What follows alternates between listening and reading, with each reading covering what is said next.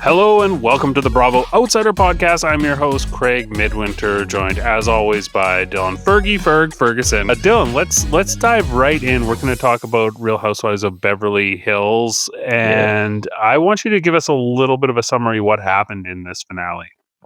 Yeah, I think I can do that pretty quickly because, spoiler, not much did.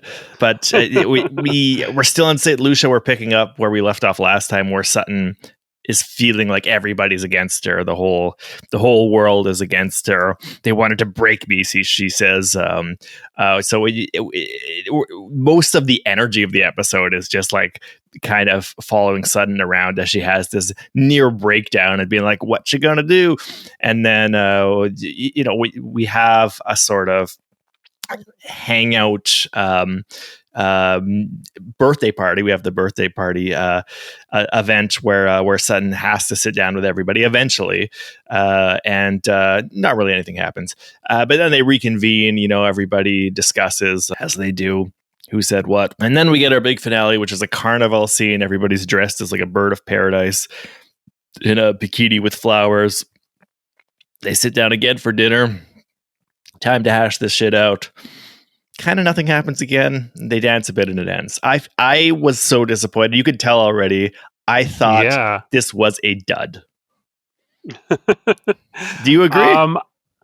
I don't completely disagree, but there were elements of it that I liked. It was definitely a dud in terms of a finale goes. Like, it just ended with a bit of a thud. But I did like, one of the things that I really appreciated about this episode was the building of tension throughout. Like, the kettle that is Sutton was like boiling. You could feel it, like the temperature rising there. And I just thought that was handled really well. How like the frustration and everything was building. You could really feel it. And it kind of popped off at the end a little bit, but not in a way that felt very satisfying. I absolutely agree. They did a great job building up Sutton as a kettle boiling over. Like you said, there's great montages that show they give us backstory of like both every time somebody was mean to Sutton and then follow that up with every time she was mean to somebody else. They really play it off as like, we're getting like, Sutton's Joker-fied. She is going to, she's gone to a dark place. Nobody said that in 3 years, but I'm bringing it back. She's gone to a dark place and she's going to blow up, and we're going to see a whole new Sutton. And the fact that they did such a good job, I thought building that up in the edit was part of the reason why I felt disappointed that there wasn't much payoff, really.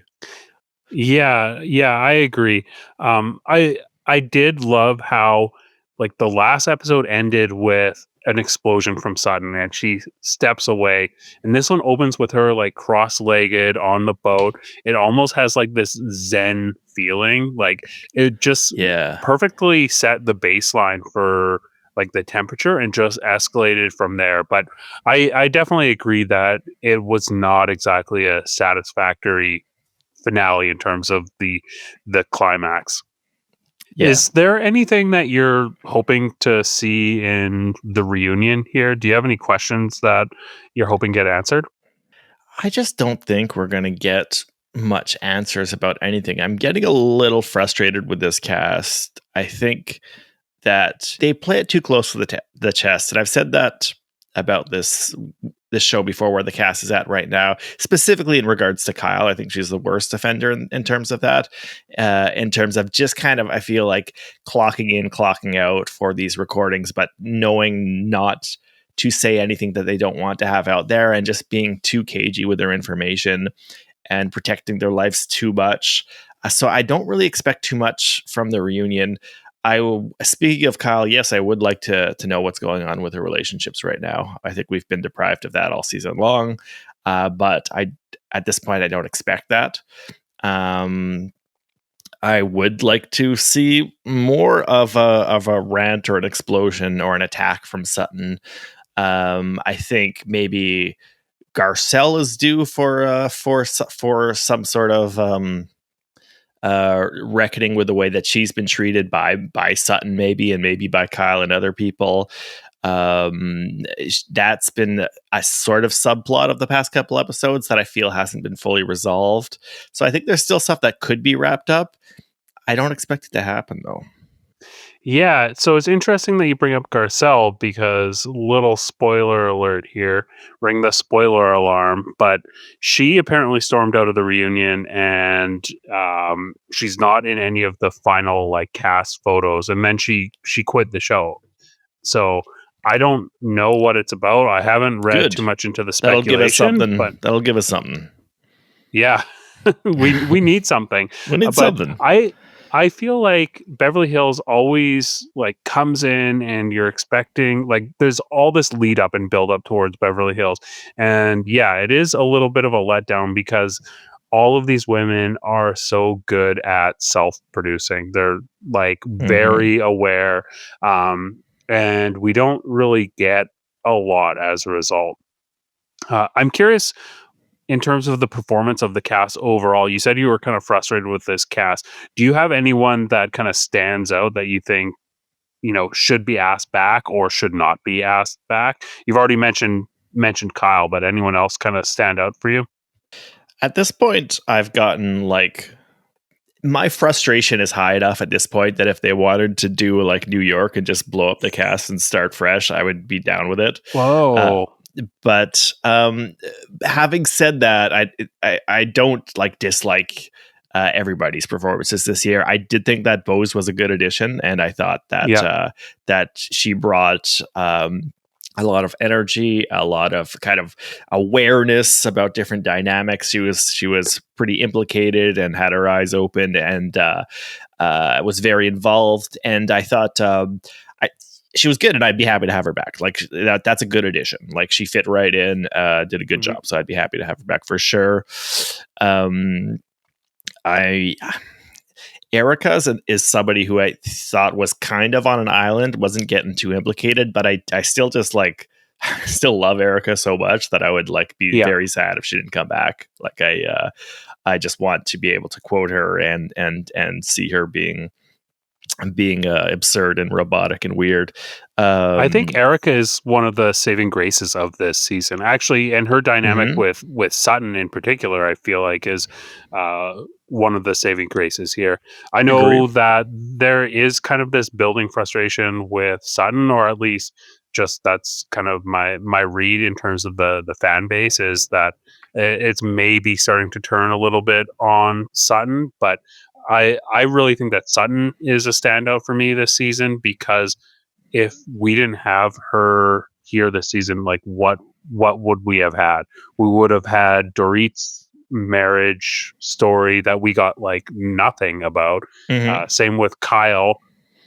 I don't see what this season would have been if we didn't have Sutton on it. Yeah, and you're right about Erica being a bit of a saving grace, and she was in this episode too. For sure. When we have like the final dinner where they're all dressed as peacocks, she tries to make a dramatic moment happen. She's been clued into the fact that, Jennifer might have misrepresented what Sutton said in terms of being like, Sutton thinks that you guys are forming a coordinated coalition against her, when really that's something that Jennifer said and not actually Sutton's words. Erica's been clued into this, and she has the good sense to try to make it a moment. She, and she's feeling her oats too, right? As soon as she gets that outfit in there, you can see why she does Vegas stuff, because she loves that. Yeah, like as soon as she's in it, you could just tell by the way she's walking, the way she's talking. She's like, "I'm here to perform." She lights up. Yeah, she lights up. Yeah, and so she sits down and saying every sentence like it's a world historical pronouncement. Immediately is like, "I just want to know: is this coming from her?" Dramatic gesture, or is it coming from her? Another dramatic gesture, just waiting to be filled in by the editing room. She has the good sense to be like, I'm going to build a dramatic moment, but it doesn't go anywhere. It doesn't go anywhere. But she tried. Like she's trying there, and that's to her credit. Like, good on her. She's trying really hard, but she can't conjure a dramatic dinner scene all on her own. Okay, I want to know what your opinion, your year-end scorecard, report card for Jennifer Tilly is. Um, Great. Grading out of 10, I'll give her like a 9. Uh, it just, yeah, I'm not even sure what she would get a 10. Like, well, you know what? She's not like that into it, but she's a friend of, and this is a perfect friend of performance for me. Yeah, Like, totally. she's there to listen when somebody needs to rant. She's there to occasionally back somebody up, but she's kind of fluid enough that she can be friends with anybody. She can kind of move through different groups, and she's always ready with a little snide remark. She's always ready with a little bit of witty commentary that isn't necessarily directed at anybody. That's just kind of playing for the cameras. She knows how to play for the camera with making Yeah, little comic remarks. She knows how to occasionally bust out a little bit of biographical information about her very colorful life that she's lived, because she has done a lot of stuff in her life. Very interesting woman. So she knows when to just occasionally just dole out a little biographical snippet just to spice up a scene a little bit, make people go, wait, he did what? So just for me, that is like a textbook friend of performance. Amazing work. yeah. I think similar to how Erica has just a really great awareness in terms of the camera and the narrative. Like you said, injecting those moments for dramatic pauses, like leaving space for the editors to tell stories while she's building moments. I think Jennifer Tilly brings a similar awareness of the camera, and there's this just understanding of how to play to the camera. Like you said, she's always got some little quip that she's able to just toss in there that really, I don't know, she just seems very camera aware. And the fact that this is a show, this is a housewife city that is full of people that are so camera aware. A lot of them are either giving us nothing, they're self-producing to a point of like censorship. We need people that are going the opposite direction. We need people that are like Erica, that are like Jennifer. So I was really happy to see her here, and she did finally like kind of feel her way into some of the drama, or she was pulled into it via the the Sutton Erica conflict, and bringing up the fact that she thought that it seemed like an orchestrated attack. That was a good way to get your, dip your feet into the conflict. Mm-hmm. Yeah, totally. High marks. Do you have anything that we haven't talked about in terms of the presentation of this episode that stood out to you? Not a lot, really. I do think that the visuals of the final minutes are like a really nice way to wrap it up, just to have everybody wearing their ridiculous, like candy colored feather outfits. And they're all dance, and then it starts raining. Like having them all like dancing and peacocking while it's Yeah. raining on a beach. That feels like a kind of classic like housewives moment, like this celebration and silliness, and like they're both like extremely on display, like in the dual sense of like having a lot of shit on them and like really being decorated, like really being phony for the camera, but also you're seeing tons of their bodies too, so they're also very exposed and very phony at the same time. And they're doing this silly celebration even though it's raining and they're all going to get soggy. And that's just like a classic image to kind of wrap up the show with. So as hard as I am on this particular finale for having like not much happening, they at least kind of stick the ending visually. Yeah, totally. How about in terms of quotes? Was there anything that stood out to you? Pretty much every time Kathy Hilton is like saying something, because she just seems, I think she just stoned out of her mind. Like, or do you think we see her spray something in a drink at one point? I don't know if that was. Yeah, I was wondering what I that was kind of was. assuming that was maybe like a CBD spray or something, and then I kind of thought like, is she just maybe kind of cooked all the time? That might make sense. Uh, She definitely seems affected. yeah. So she was definitely provided some good humor in terms of being just apparently clueless and out of place, and everybody's dressed up, and she's just wearing a t-shirt for some reason. Sits down, asks the waiter for bags of ice to put under her armpits. When she's ordering mahi mahi, she says, I'm used to the one that's not fishy tasting. Yeah. Don't know what the hell she's talking about. I'm sure the waiter didn't either. And then, of course, sneaks off and comes back and says, I tinkled in my shorts. And then further deepening the mystery, appears to say later they're soaking in the sand. I assume she went to her room, but did she just actually go to another part of the beach, take her shorts off, and just like put them on the sand? So that was a little baffling. So that's kind of so a we do have me. Questions we want sorted out in the reunion. We do, yeah.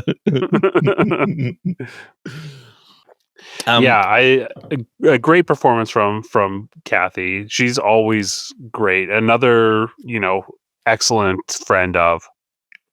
Yeah. One more quote I'll point out too is one of Jennifer Tilly's lines. Of course, the one where she's saying like, I have diamonds for my Simpsons money, and she's like, "Oh no, I don't have diamonds for my Chucky money. I get snacks with my Chucky money." Yeah, that was pretty good. Any highlights that we haven't talked about yet? Yeah, I don't really think so. In case it isn't clear, I was pretty let down, and I think the things that I did like, we've pretty much gone over them. One more quote, and it's clearly a prepared line, but I do like when Erica in their little epilogue gets the news about her husband, and she says, 80 years? That dude ain't got 80 days in him. That was a little funny. But that was also, even the epilogue was kind of, for me, was a bit like didn't we? I felt we knew he was going to prison for like years now. I didn't realize that was like a reveal. So I guess he just got a sentencing. I don't know. Yeah, this coda did have like one of my favorite moments. Just today is going to be so peaceful, and then cutting to like Sutton and Avi, or Ari, Sutton's assistant, freaking out about the dogs like eating a dead rat, going no. Just yeah, that was really good. great. And yeah, shout out to, is it Avi or is it Ari? I think it's Avi. I think it's Avi. I think you're right about that. Yeah. Okay. Yeah. Just a really great side character. Anytime he shows up, it's fantastic. I love him. Like, just his exasperated looks after Sutton. Anytime Sutton leaves, like he's been looking after a toddler all day. He just looks like a tired parent. I love it. I identify with that a lot. Yeah. How about your stars? Who are your stars here? I'll give first star to Erica, because like I said, she was trying hardest to have dramatic moments, and I do like seeing her really feeling herself in her outfit, and she did her best. She did her best to kick some life into this dead horse. I would let's give a second star to Jennifer Tilly. No, I'll give my third star to Jennifer Tilly. Second star, we got to go with Kathy. We got to go with Kathy because those absurd chuckle moments were some bright spots as well. Okay, I like your stars, but once again, there's an omission for Sutton. So I just have to tack her on there because I really think, even though she is maybe not the most likable she's ever been this season, we would have nothing if it weren't for her creating conflict. And I do think that she's had a few seasons under her belt where she has kind of rode this this personality of being like a little awkward but relatable, just kind of like not very calculated, kind of Shannon Bedore type persona, and it's really worked for her really well. But this season, she is getting the villain edit. She's doing a little bit of a heel turn here, And I think that she has done a good job with it. She is now pivoted into more of a Meredith Marks style, very reactive personality that I think is really working in terms of driving the conflict of this series. Someone needed to carry the ball here. She did it. And high marks for her here. So, yeah, I'd say your stars, but I want to put Sutton at the top. Yeah, I mean, let's not forget she does have an IQ of 140. We're supposed to pretend that she doesn't for the night. Right, because she's just being a Barbie for tonight. So we're just going to ignore the fact that she, according to her, has an IQ that would put her in the 99th percentile of of smartest humans on the planet. Which I believe woman, so I will absolutely believe her on that.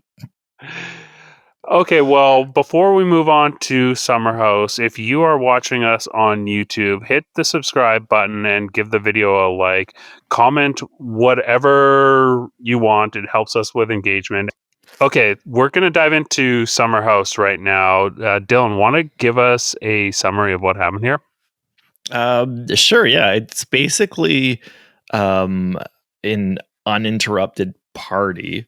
Almost uninterrupted. We did the only like little break that we have. It is like a brief clip of Lindsay in her apartment, like FaceTiming with her mom. But otherwise, And it's like saging yeah, saging it, purifying the bad vibes. But yeah, otherwise, basically a good old fashioned uninterrupted party. The focus at the start is largely on like Craig and Kyle trying to reconcile their differences while dressed as pirates. Jesse starts pretty aggressively hitting on Ciara. well while telling Wes that he's like feeling out how their friendship is, which is we'll get into that, but hilarious to me. Yeah, it just ends up with everybody back home drunk, and Jesse just inviting himself into a threesome with Imrul. A foursome. It was a threesome before he invited himself. Yeah, that's right. Yeah. 3 plus a toe. Yeah, no, so, I'm excited to get into this because I've just been getting caught up on Summer House, and it's great. This season's cooking. I'm having a lot of fun.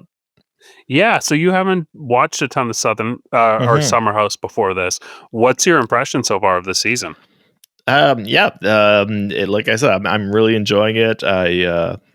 The cast of characters is super fun. It's very freewheeling. The dudes in particular are pretty hysterical to me. Yeah, I'm having a great time with this. Do you have any questions that you want to see answered in the next episode? Yeah, and this will kind of shade into strategy talk, but my question is basically, do you think that Jesse is acting with any kind of strategy at all, or is he just a total like dopey fuckboy, like just like chasing the next squirrel in front of him, or do you think that he's like a man with a plan? That's what I'm curious about, because I'm not sure. I think he's a man with 2 rocks rolling around in his head. I don't think that there's any strategy going on here, but I'm curious to know what your theory is. I don't. I'm generally trying to feel it out. Like I feel like there might be a bit of strategy, like in the back of his head, in terms of like I think he might be like just trying to get Lexi jealous, because that can be a way to like to even tighten your bonds with somebody if you want to be a little bit manipulative about it. And he might be seeing an opportunity to both do that and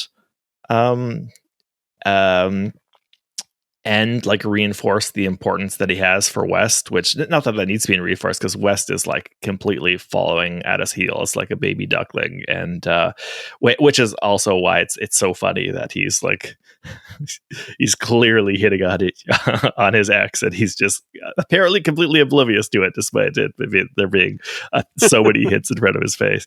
Um, but I feel like he could be he could be aware of the strings he's pulling and how they might the relationships he's building with different people might affect one another, and there could be a bit more intentional manipulation than meets the eye. I'm not sure, but that's one thing I'm excited to watch for moving forward. I mean, everything about him just screams super horny, and that's it. The Yeah. fact that he just invites himself into a threesome in progress is, a pretty big indicator of that. Yeah. One of the first things we see of him this episode is he's just like talking with the rando girls that are there, and he's like, "Oh, so who here's got a husband?" Gets them to like raise their hand if they're seeing anyone. Like, I don't know, he just does not seem particularly calculating. But I like what you're saying about him potentially trying to get Lexi jealous, because that is a story that we have been seeing building throughout this season. This idea that he is maybe on a bit of a self-destructive like road there, like trying to self-sabotage this relationship because he sees himself getting too attached to her or her getting too Mm-hmm. attached to him. Just looking for something that he can leverage to make a break when things are getting too serious. I think that could be the strategy there. I don't think that there's, Mm-hmm. I think that that's definitely a possibility. I would be interested to see that sort of thing play out, especially if it was, Ciara who he was engaging with, because I could see a situation where, if the relationship between Jesse and Ciara progresses and that Ciara perceives Jesse as having used her, as a way to break up with Lexi, or, as a means to an end to like destroy this relationship that he's building. And I wonder if she would like perceive that as being used in the same way that, West had used her last season, even Mm. though, it's a bit different because this, the way that she perceives West to have used her, and I would agree that West did use her, was to try to elevate his own image within the eyes of the audience. This is Yeah. just more of a direct relationship as opposed to, a relationship with an audience. So yeah, I'd be interested to see how that plays out. Yeah. Also about Jesse like inviting himself into a threesome. It's funny to me how Amanda questioning him says like, how did you have the confidence to just walk in? Like, have you not met this guy? Like, he has like confidence Yeah. levels measured in megatons. Like, this Yeah. is a guy who we just saw like FaceTime the chick he's seeing smash drunk while he's taking a piss. Like he has insane confidence. Like it's I do really think that's like, even for like somebody predisposed to being confident, for a man, like for every inch over 6 feet, that gets doubled. Yeah. And and Jesse is a man riding like an insane confidence high, and that's part of the fun of watching him, for me, honestly. Like, as much as it is like trying to figure out like how much thinking is actually going on in that head, just like watching this tall, very good looking, very charming man, because he is, Yeah, just totally. like running off of like superhuman confidence levels and being like, what is he going to steer himself into? Like where is this all going to end up? It's fascinating. Oh yeah, absolutely. In terms of the presentation of Summer House, I think there's a lot that we can talk about overall in terms of how different Summer House is compared to a lot of other Bravo shows. The fact that we have these permanent setups within the house that we as an audience function as more it makes us feel a bit more like voyeurs. It's more like Mhm. watching Big Brother. Um, but in terms of like the themes here, one of the things that really stood out to me was how we are getting these parallel or contrasting storylines between Jesse and Lexi and Paige and Craig, and this idea of like jealousy as uh, this issue within the relationship between Jesse and Lexi, and then Paige and Craig, where Craig is like being seen as too clingy. Yeah. Um, for me, it's interesting to just like watch this play out and how we're seeing this kind of play out in parallel. But I'm wondering, is there anything that stood out to you in terms of how this show is presented? Yeah, I think you hit on a good one there. The fact that there are a lot of like installed cameras in the rooms, like Big Brother style, is something that gives us some moments that feel like they stand out from the rest, like as having extra intimacy. And when Paige is talking about her relationship, kind of like you said, there's a really good moment where she's whispering and saying how like Craig doesn't want to say on camera that Paige is like, I guess, being more successful than he is at this point, and that's an issue. And you get the sense that Paige also wants that to be said on camera. She Yeah. wants it to be part of the disclosed public life that she's being more successful, and Craig clearly wants that to be something that is not said, or the fact that that is like part of their problems. They want that not to be part of the disclosed public life. So having that conversation in whispers with like the fixed installed camera gives it that extra degree of it coming off to the audience as like hidden knowledge, which sells it that much more. So that's great. Um, uh, in terms of like the moving cameras, more like well lit stage stuff, it is a blast for me to have everybody wearing goofy ass costumes. I'm a sucker for that Yes. Yeah. stuff. It is so much fun. I love it. And just with these people too, like we have a lot of like pretty dopey people who really seem to be just like trying to figure out like what it means to like be an adult, and to have them all acting like kids playing dress up is just like it just sells it so much for me. And just the fact that like I loved the stuff between Craig and Kyle. I loved their like little pouty confrontation. The fact that they're both dressed as pirates Yeah. is so good. Like just these like classic like little kid pirate costumes, and that and Craig makes Kyle wade in a little blow up dinghy fake pirate boat. And he's just sitting there, classic Craig stuff, just being like, "Yep, I'm dressed as a pirate, sitting in a boat, just gotta keep sitting there." And that's like Craig's way. Somebody actually points that out quite correctly, I think. Maybe it was West, that like that's his way of big manning him, is to like make him Yeah. wait and sit there in the boat.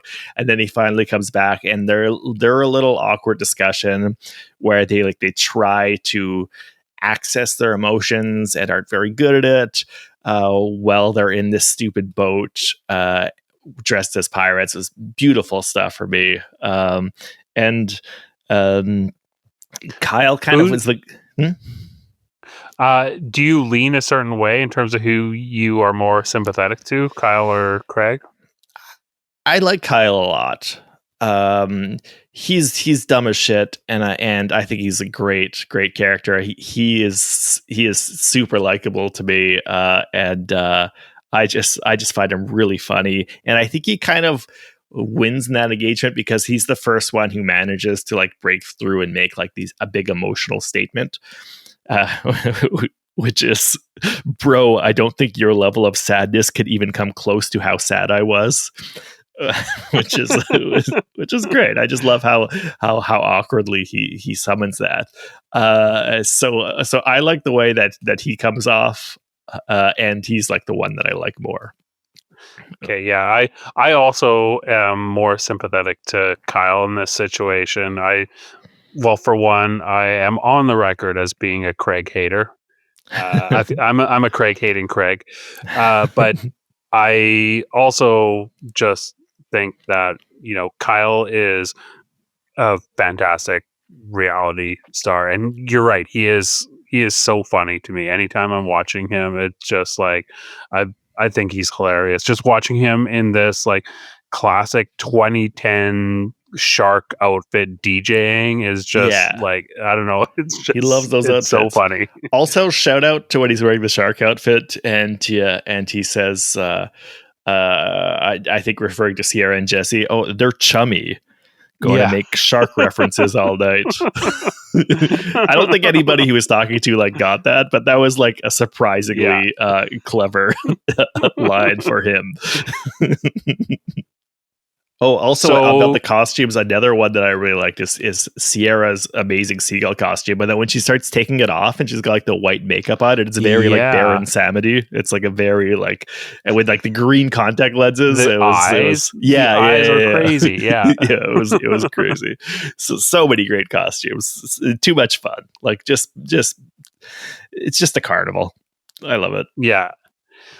What highlights that we haven't covered do you have here? What haven't we covered? I mean, yeah, it's still my favorite part that Jesse is hitting on Ciara. Like, I find it hilarious, and I love that they give us some good like cross cutting too, like when West is like cleaning up after the party, which is like classic West like me stuff. And and pick me boy. Yeah. And he's being asked about it, and he's just like talking about like their relationship, and like, oh, it just hurts me that she would say those things about me and stuff. And they cross cut between that and her and Jesse just hitting on each other. It's just really funny that he still sees everything that Ciara's doing through that lens, and therefore sees that everything that Jesse is doing when he talks to Ciara through the lens of his relationship with her, when it's all he's the only one who cares about that at this point. It's just in him.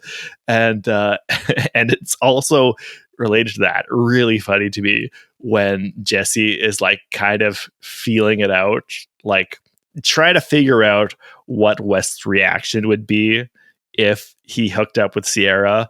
But with that, it doesn't want to like let West know that he's trying to hook up with Ciara, and he's just like, like, yeah, if she like hooked up with somebody else, like, how would you feel about that? And West is like, just like really just starts digging into his emotions, how he wants to express his relationship with Ciara, and he's just so focused on that he's cannot see that Jesse is clearly fucking playing him, and clearly has an ulterior motive, and it's just really, really funny to me.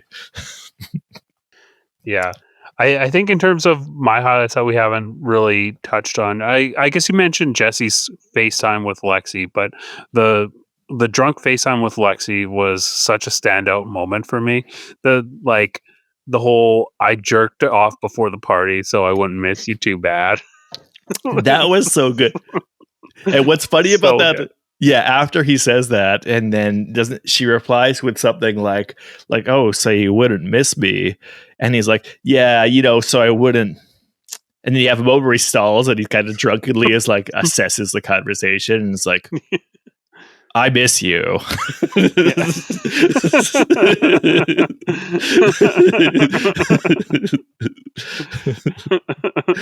And yet still, even though that he manages to say one thing that isn't like the first thing that comes to his mind, which is how he usually speaks, he still manages to follow that up with being like, oh, I had such a fun time hanging out with Ciara. Like, we talked all night long. Just can't help it. Can't help it. Or maybe he's doing it intentionally. Again, I'm not sure. Yeah. And Lexi follows that up with something like, oh, I'm sure by the end of summer they'll be friends again. And he just like burps and says probably not, and like pieces out. Like that's how he ends the phone call. So good. I do want to circle back to the conversation between Paige and Ciara that we get over the fixed cameras. The fact that Paige is kind of accusing Craig of self-producing, which is like really a mortal sin in terms of Bravo. I think it's really fascinating. Like, this feels like a really big accusation to levy against your boyfriend, who you both have built your entire careers around, you know, trying to present yourselves as authentic. And, uh, Craig's whole personality is like almost West-like in terms of trying to be a likable guy. It's clearly catered, but he's trying to come off as natural. And so to get this uttered out of Paige's mouth in a setting that she knows is being recorded, um, it feels like a pretty big deal. I'm interested to know what your read is on that.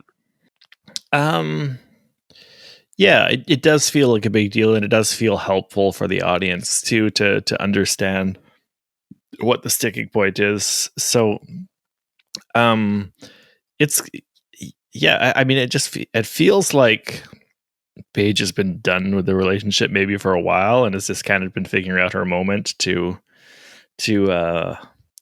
follow through on breaking it up. I think it just comes off as like something that she's already decided. I think like with like a long-term relationship, there's like deciding you want to break up, and then there's the much later process of like deciding you're going to break up, which is much harder to do. And I think it Yeah. feels like Paige has definitely crossed the first threshold maybe a while ago, but just based on that conversation. So I do agree that there was like very important information given there. Whose side are you on, Paige or Craig? I don't know. Honestly, I don't really like either of them that much, and I haven't been following the show long enough to like have like a deep invested knowledge.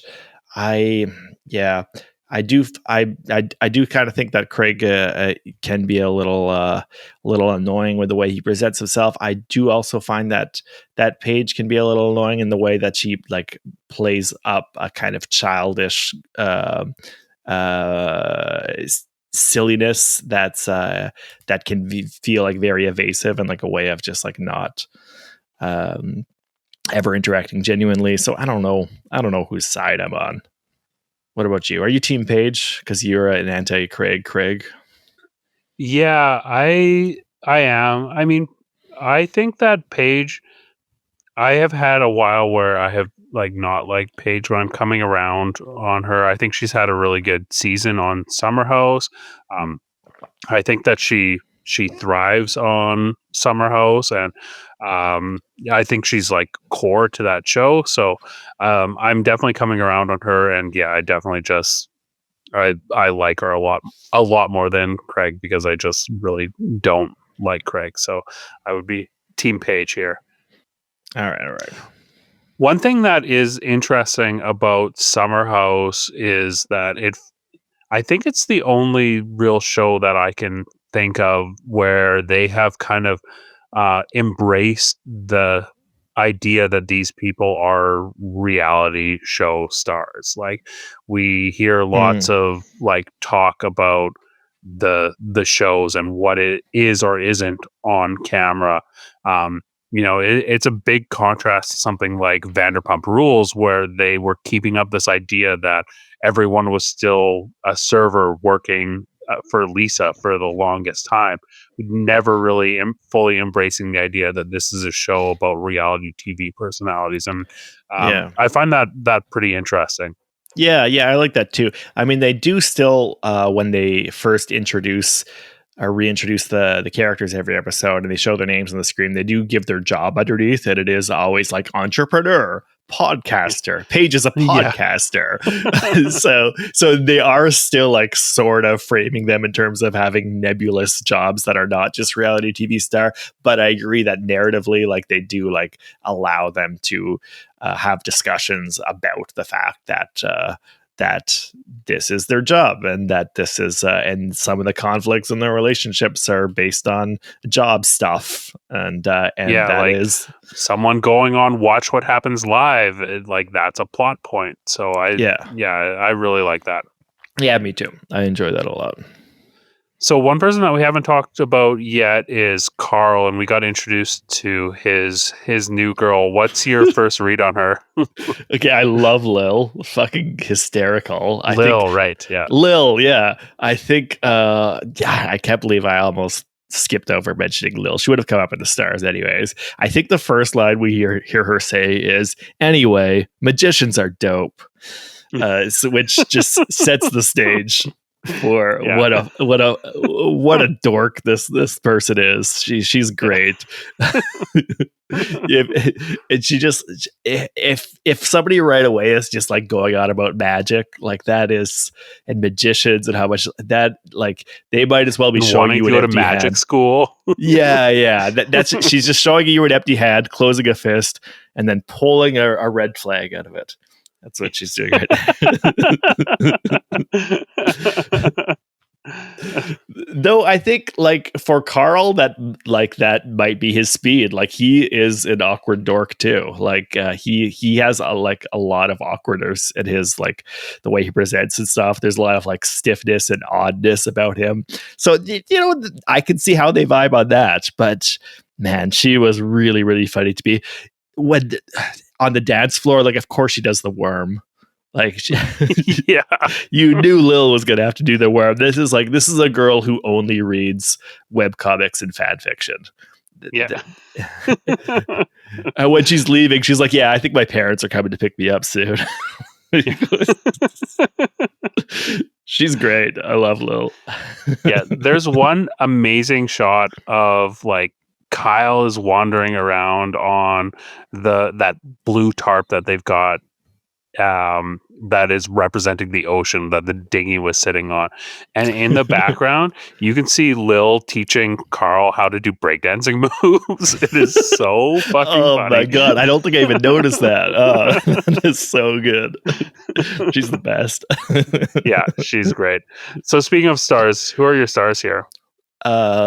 Let's punch in Lil at number 3. Please, more of her. I'm doing it in reverse order this time, shaking it up. I'll give Kyle number 2 for everything I mentioned about his costumes and how funny he is. But I think number 1's got to be Jesse. Like, this was a big Jesse episode for me. It was it was all about his brazenness, his charisma, his huge presence was just like a fascinating thing in the show. Yeah, I that's gonna also be my number 1 star. This was a Jesse episode. He was like our unreliable narrator that was guiding us through this chaotic party. I really loved him taking us through from his perspective this party. He felt like the host, and I loved it. I think number 2 is going to be Kyle. I just think that he was on fire this episode in terms of just, he was really funny. I love the DJing in the shark suit. It really brought me back, 10 years in the past. And I just love the vibe. He's really funny. And I think my 3rd star is going to go to Paige. I think that she's helping, carry the narrative a little bit here. And I really appreciate someone that is going to do some heavy lifting here, because, she is functioning as this conduit for the conflict between Kyle and Craig. She's got her own conflict with Craig, and she's still like not so focused on it that it's detracting from her giving us some more like fun dynamic interactions with the rest of the cast. So I'm not always going to sing Paige's praises, but I want to sing them here. Cool. Well, I think that about covers everything for today. Dylan, do you want to let everyone know where they can find you? Yeah, you can find my ratings about movies on Substack. It's just my name that you can look for. That's Dylan, Dylan Ferguson.